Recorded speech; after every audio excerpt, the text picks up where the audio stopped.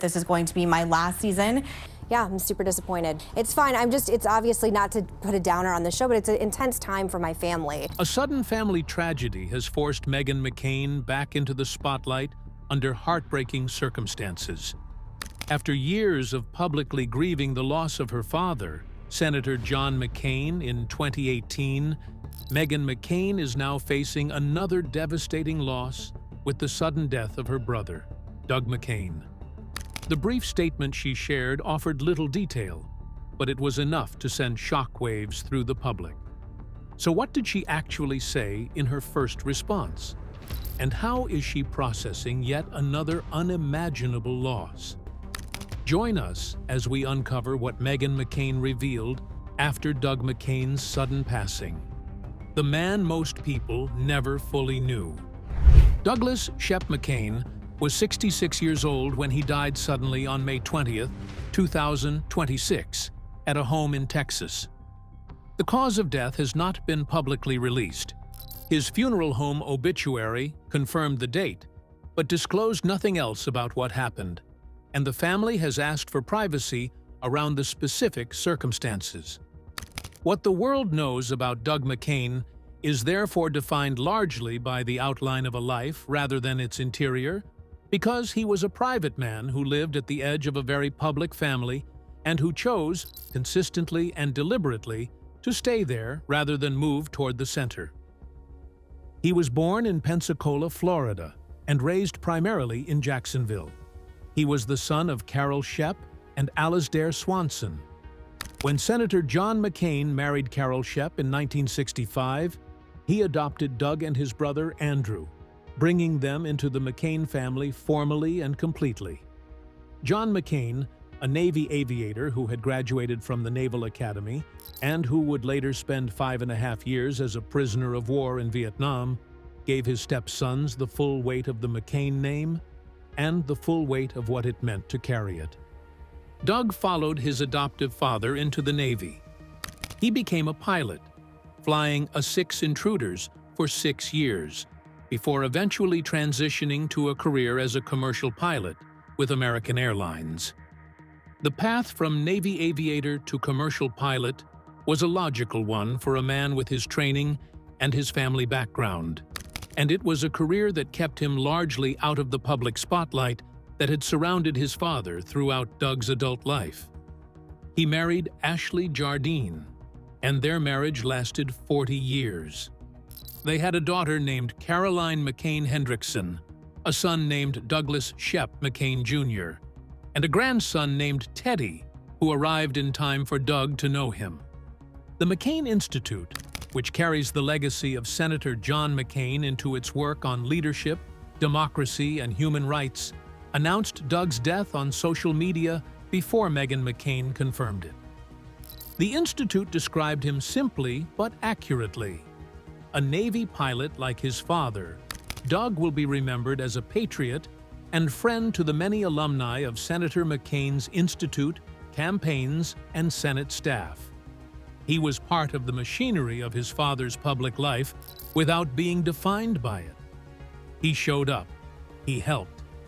He was always present without demanding attention for his presence. He is survived by his wife of 40 years, Ashley, his daughter Caroline, his son Doug Jr., his grandson Teddy, his mother Carol Shep McCain, his brother Andy, his sister Sydney, his stepmother Cindy McCain, and his step-siblings Megan, Jack, Jimmy, and Bridget. A private ceremony was planned for the immediate family. A memorial gathering was scheduled for May 30th, 2026, at the Princess Anne Country Club in Virginia Beach, Virginia. Private services. A country club memorial. A quiet gathering for the people who actually knew him. That is the shape of Doug McCain's life in its ending, and it is entirely consistent with how he lived it. But for Meghan McCain, this death arrived on top of grief that had never fully resolved. So before you can understand what she said when she broke the silence, you have to understand the specific weight of loss she was already carrying when this happened. So who exactly is Meghan McCain? and what has loss already cost her? The woman who made her grief public. Meghan Marguerite McCain was born on October 23, 1984, the eldest of 4 children born to Senator John McCain and his second wife, Cindy. She grew up in the specific and unusual environment of a prominent political family, where the father's public obligations and the private reality of family life had to coexist without one consuming the other. She attended Columbia University and graduated in 2007. She launched a blog called McCain Bloggette during her father's 2008 presidential campaign that chronicled her experiences on the trail and gave her a public voice that was distinctly her own rather than an extension of her father's platform. After the campaign, she built her media career steadily, contributing to Fox News, MSNBC, and The Daily Beast before landing as co-host on The View in 2017. She had initially turned the job down when it was first offered to her. Her father convinced her to take it. She has said publicly that he told her she should take the position because he believed in her voice and believed she could handle what came with it. She became the show's 21st host and remained in the role until 2021. Her tenure was characterized by exactly the confrontational honesty that she had been developing since the blog days, a willingness to hold her own against disagreement that she described as the direct inheritance of being raised by John McCain. Her father died on August 25, 2018, of glioblastoma, an advanced form of brain cancer, at the age of 81. He had been diagnosed in July 2017 and stopped cancer treatment on August 24, 2018, one day before he died. Meghan gave his eulogy, a speech that was widely reported as one of the most emotionally powerful moments of that entire period in American public life. She looked out over the audience at the Washington National Cathedral and said the best of John McCain, the greatest of his titles and the most important of his roles, was father. She said she loved him. She returned to The View 6 weeks after his death because, she said, he wanted her to come back. She sat down on that set and told the audience that he had left her a letter to be opened after he died, and that in it he had told her to be strong and to love, and to return to her work. She also told them that grief was omnipresent and relentless, that she missed him every single day, and that she would miss him for the rest of her life. In the year that followed, she was transparent about what grief actually looked like from the inside. She told a magazine in February 2019 that it was horrible, that she was in therapy and counseling, that she was reading Joan Didion and everything she could find about grief, that she had tried meditating despite being bad at it. She said she woke up groggy sometimes and had the impulse to call him, and then remembered he was not going to answer. She said she felt like she had lost a part of her body, like something had been amputated, and acknowledged that she knew how dramatic that sounded, but said it was the closest she could get to an honest description. She had a miscarriage in 2019, but she didn't let that stop her from trying again. She and her husband, Ben Dominic, whom she had married in November 2017, welcomed their first daughter, Liberty, in September 2020.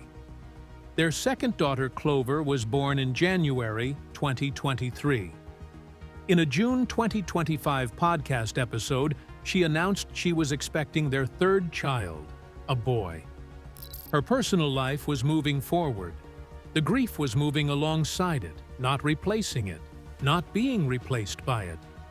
She said grief was omnipresent, and she had not stopped demonstrating that she meant it. She voted for her dead father in the 2024 presidential election as a write-in candidate.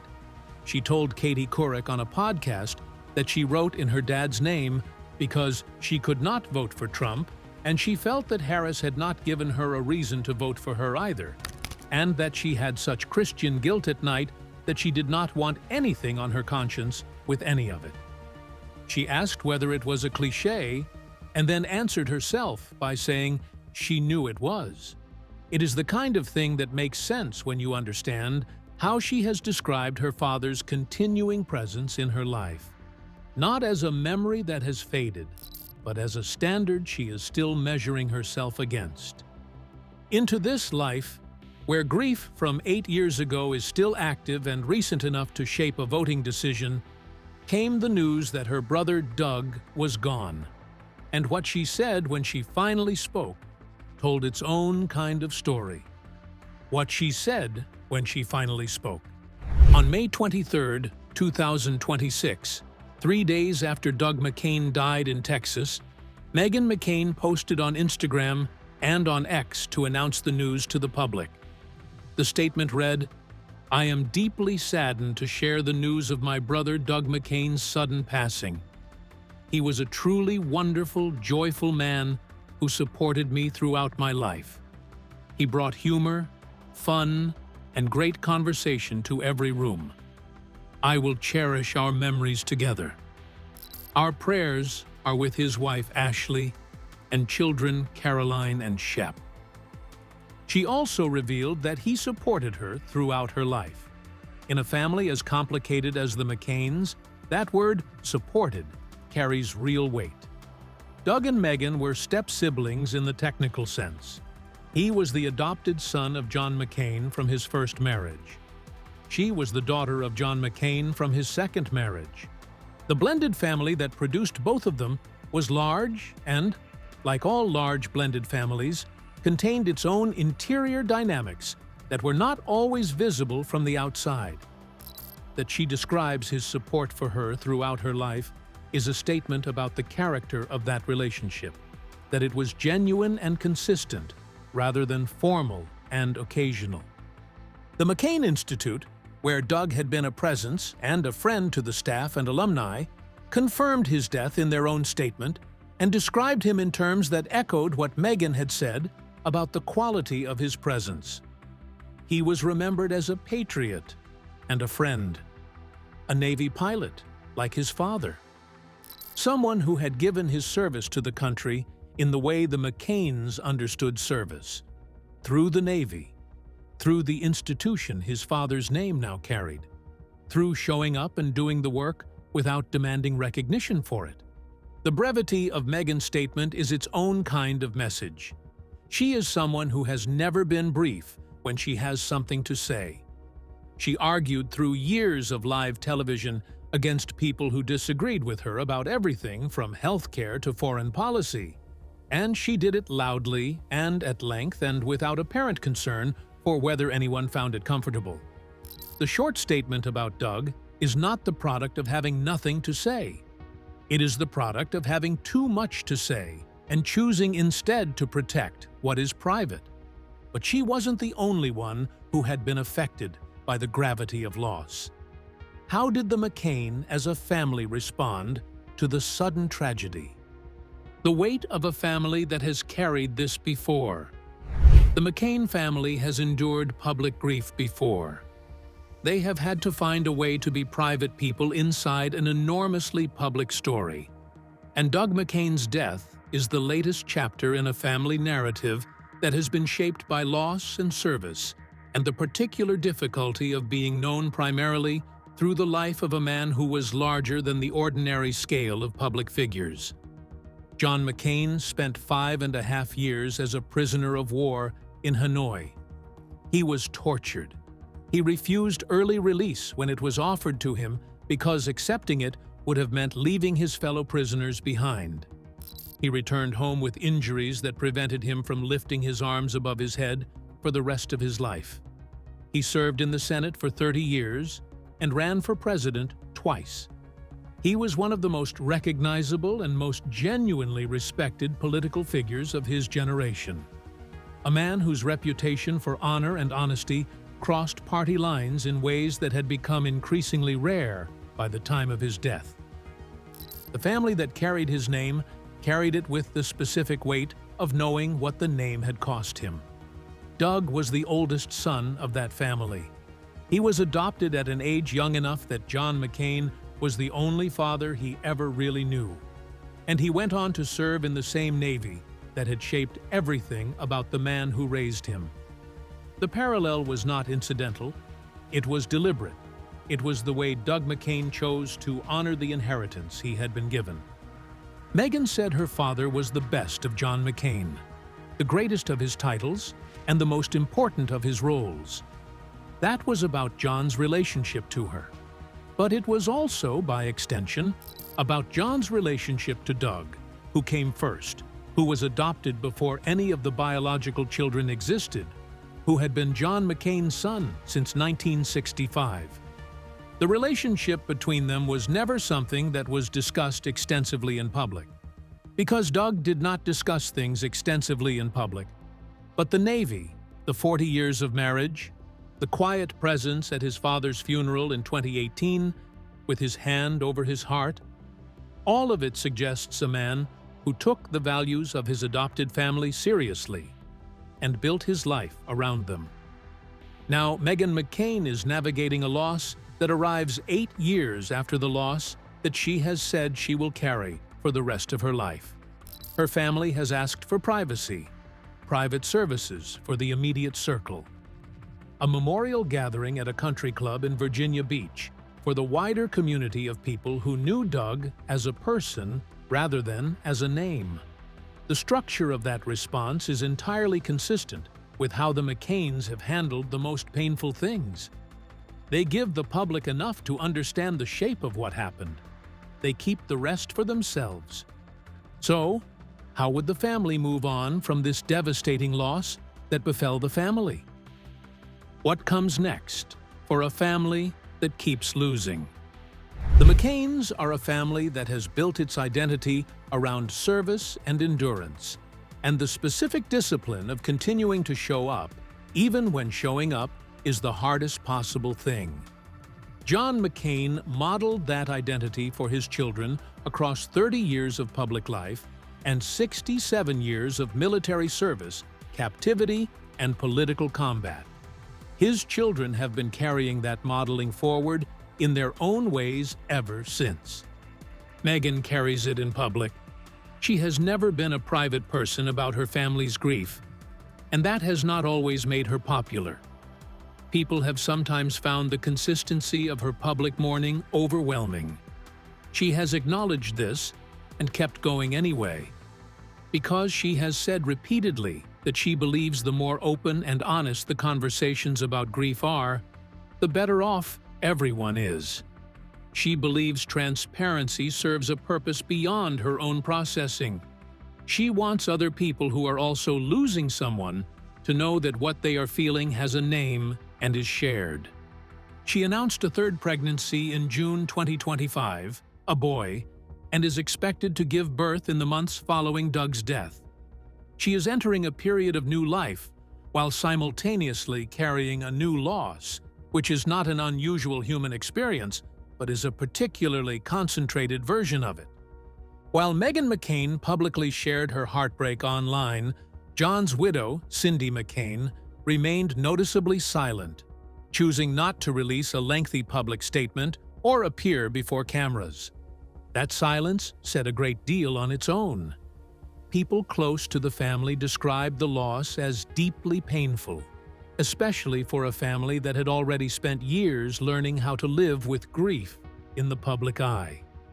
Rather than turning the moment into another public spectacle, Cindy appeared to handle the tragedy privately, surrounded by family, just as she had done during some of the hardest moments after John McCain's death.